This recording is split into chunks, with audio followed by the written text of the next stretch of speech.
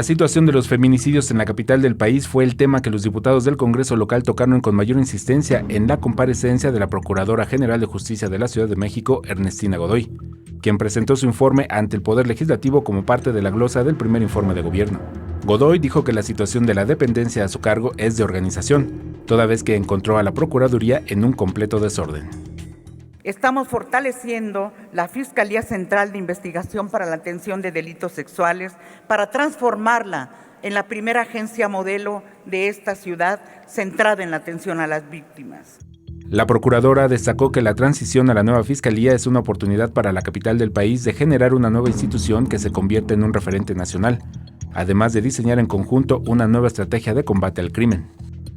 Con la ley en la mano, con la víctima en el centro y con el compromiso de todos, incluyéndolos a ustedes, estoy segura que construiremos una fiscalía independiente y justa y que será la fiscalía que jale a las fiscalías de todo el país y, ¿por qué no?, incluso a la general.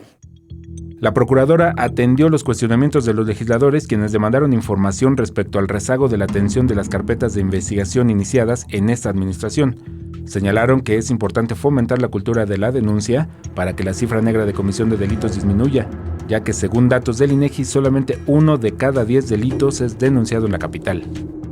Tenemos una corresponsabilidad, no es solamente un tema para la administración pública, para lo que será la fiscalía.